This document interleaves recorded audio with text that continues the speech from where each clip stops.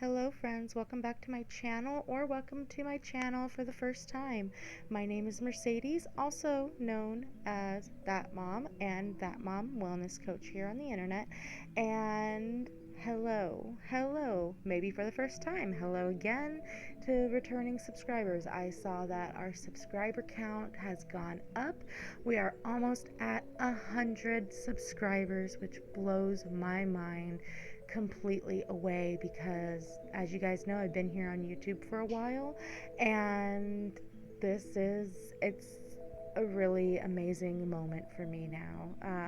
It's been amazing the whole trip, but to have just about 100 subscribers, it's like mind-blowing, guys. Thank you so much for being here. You are here for our March bullet journal spread and setup and fun stuff. And as you guys can see, I'm using stickers this month. I have decided to go through some of my stickers, and I was really wanting to get this done before March. Even though this video is now being uploaded in March, I did in fact do this plan with me, this taping of this spread and everything before the 21st of February, because we had a lot that was going on that week, guys. If you guys remember back to my February video, that was my toddler's birthday, so I wanted to get as much done as possible because I knew that that week was going to be crazy, and it was a blast as well. We went to the zoo. So anyway, back to the video. As you can see, I'm using sticker sets. I have a lot of sticker sets. These are the couple that I pulled out. A lot of those planning stickers that I'm going to show you here in a second, they came from, or I guess I already showed you, they came from different planners and different through the years planners.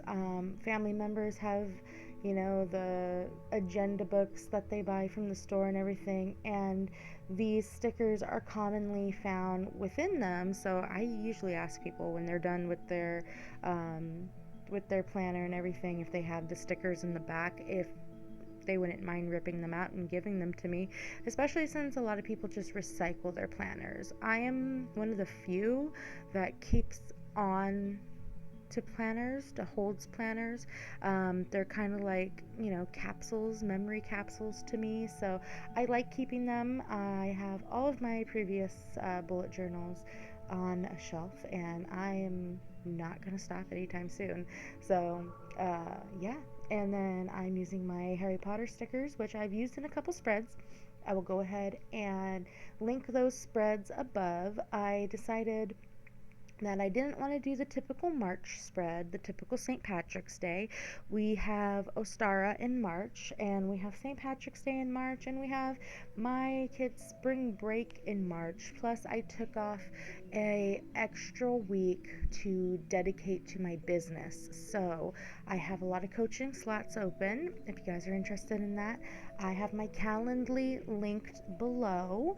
You can go ahead and check it out, see if there's a slot that you'd like and what works for you. And I'm really excited about what's to come in this year in the business, and I'm really excited about this spread in particular. As you guys know, I've been doing the same pretty much basic bare bones spread, and I'd like to think that a lot of people like that for several reasons. I follow about 4 or 5 different bullet journal creators.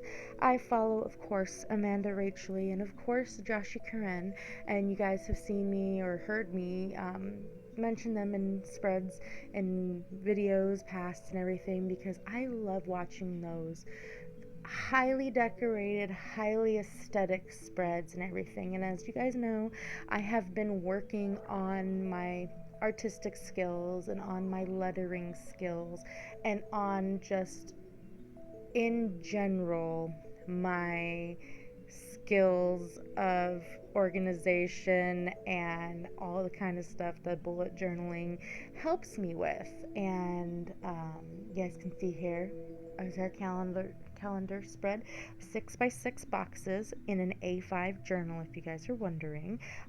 Scribbles that matter. And also, let me throw this in here real quick. I'm so excited, I can barely get it out. I have a rewards link for Scribbles That Matter, and I'm going to be applying for their affiliate program very soon. So if you guys are interested in that, I do have the links down below, and I have a link tree. Sorry, LinkedIn is the next thing that I have to get, but I have a link tree as well, and that has the rewards link on it. But if you guys are interested in getting the Scribbles That Matter, we can both get rewards, so go ahead and check that out. They, of course, have been my bullet journal go-to for all of my, let's say, professional bullet journals, and they have been really good. You guys know I geek out over the page quality, over the GSM, as it is called, for the pages all the time, and I really love the Scribbles That Matter notebooks. I think for the price, if you are a starting to intermediate bullet journaler, they are a great bullet journal because they don't cost as much. The A&Os that I would absolutely love to get at some point are just still out of my price point, but the Scribbles That Matter are just beautiful. They glide when it comes to the pens. You can do the watercoloring in them and the gouache paints and all that kind of stuff. And I haven't gotten any of that stuff to try myself, but I've seen other creators use the Scribbles That Matter with those different types of mediums. Speaking of different types of mediums, I will be getting a stationery pal haul video coming up hopefully this month, because I finally made an order with Stationery Pal for a couple things that I've been kind of looking at and wanting. Of course, I have been bullet journaling now for 5-6 years, and I bought most of my supplies about 4 years ago, 3-4 years ago, so it was time to get another couple supplies. So I'm really excited to show you guys what I got. But going back to what I was saying about my spreads compared to other people's spreads, is that I think that what appeals about my spreads are that they are very stripped down at this point. At this point, I have taken away a lot of the fluffy stuff, and I have made it very practical. I do have, if you guys watch my beginning bullet journal video for this bullet journal, which I will go ahead and link above, I put all of my habit trackers at the beginning of my bullet journal, so I don't put those in the months. And the months that I have tried to bring back my habit trackers, I've fallen off so bad. And so I think that the more stripped down, bare bones, only putting what you need in your bullet journal is what appeals to people who say, I'd love to bullet journal, but I have no artistic talents. I'd love to bullet journal, but I don't have the time for that. This spread took me about an hour and a half, and that was with distractions, my friends. I have cut out a lot of blank space that I just let the camera film, and I think I had maybe at least 2 hours of footage before I cut out half of the distractions, and then I cut distractions out more to make it more seamless and make it look like it was all one take for 20 minutes. And you guys can see this is sped up at 4 times speed. You guys have seen that I'm putting all the stuff on the calendars here. We got the moon phases, we've got spring break, we've got Ostara, we've got all the fun stuff in the office hours. Real quick, let me throw those all in there. But it's simple and it's to the point, and it's what I need, and I think that that appeals to a lot of people who, like me, watch other bullet journal creators and just think, how could I do something like that? So again, with the stickers, I did the stickers also because I was short on time, and the stickers worked for me, and they were able to give me some decorative elements. As you can see, they're able to give me some, nice legible lettering, because you guys know sometimes my lettering is not legible at all. That sticker down there at the bottom, you can hardly see what it says. It says invest in yourself, and the other sticker says make it happen. I love these kind of affirmation stickers, and I think that they were really well placed within my spread. Um, the moons for March, let me go ahead and let you know what they are since we're doing the moon key. The third, there is a last quarter moon, so that is actually today as I'm doing this voiceover. The 10th is our new moon. The 18th is a first quarter moon, and the 25th is the full moon in March. So we just had, oh gosh, last weekend or so we had a moon, and I don't know about you, but we had a full moon on February 24th, which was last weekend. Not last weekend, but the weekend before. It was powerful. I could feel it. I could feel it walking around, and it was just a really nice moon. It was a good feeling. So I'm really looking forward to these moons, especially with the Sabbath and the spring equinox.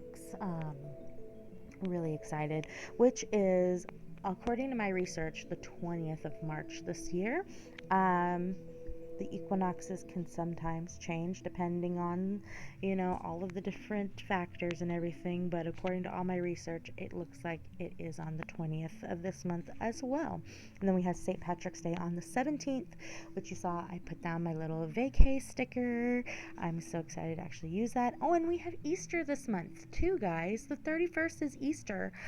Can you believe that? We have, for me at least, 4 big events within the month, because as I have mentioned before, my husband is of Irish descent, so we do tend to do something for St. Patrick's Day. No matter how big or small, we end up doing it. Here we are on our garden log. If you guys are interested in the garden log, all it is again is Saturday and Sunday on the log is 3x4, and then Monday through Friday is a 4x4 box. And if you guys are wondering about all the smudging of the pen, don't worry. I think it looks really great, especially with all the Harry Potter stickers. I feel like it's like ink drop from the quill. I thought it worked out really well, and that is I can't remember what the pen is right now because I don't have it with me. I'll have to put it in the comments below, so look at the pen comment to find what pen that is. I want to say it's an Energel, but it could be something else, and I just thought that it turned out really well, considering all the Harry Potter stickers, that the little smudges and stuff. We're already halfway through with the garden log, and the reflection page is next. And if you guys are looking, this is probably about my only 2 habits that I keep within my spreads right now, and I feel like it works just fine for me. And there's a little bit of blank space. I don't know, I'll just leave it. I feel like the garden log and the reflection works for me very well within my monthly spreads, because it gives me more space to put down things, and it gives me more space to reflect upon things. I've tried to put my reflection log on the weekly spreads, and I've tried to put my garden log within my weekly spreads, and it's just been something that hasn't worked well for me. So having these as their own separate pages really worked. At some point I might bring my reflection log out of my bullet journal and into a separate journal, but at the moment, like I said, I keep my bullet journals for memory purposes as well, and I can look back and really easily, if I'm at a doctor's appointment, if they ask me, okay, how has your pain level been, I usually have something written in my reflections, or I usually have something written down saying, oh, today was bad, I felt really horrible, I had a really hard time moving, and I can pinpoint what day it is to tell my doctor. If you guys are looking to do bullet journaling because of any type of medical issues, that would be something to consider putting in your bullet journals, is spaces for you to write. I know I have a symptom log at the beginning of my bullet journal, but keeping spare spaces within the month and the week, it helps because that, you're more adapt to looking at the month at hand, and then you don't have to go searching everywhere.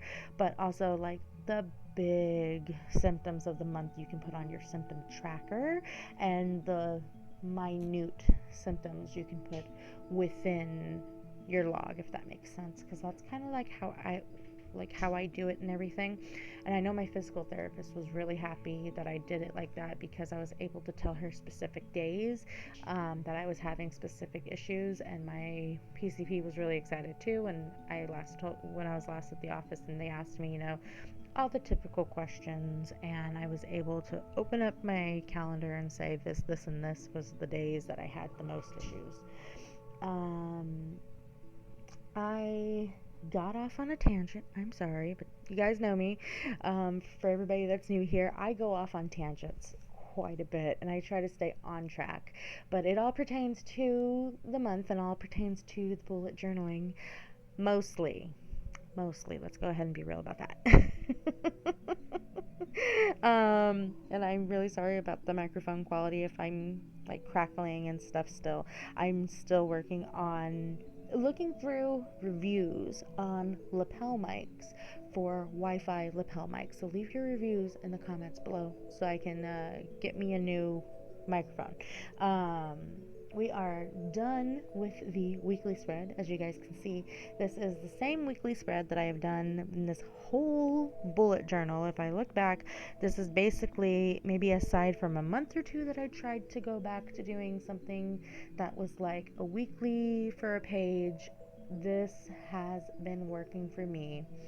And so the columns are like back and forth, 6 by 10 and 7 by 10, just to make it all fit in there. And the first 3 top columns for the first 3 weeks are all by 10, and then because the page isn't exactly 40 boxes, the bottom row is only 8 boxes long.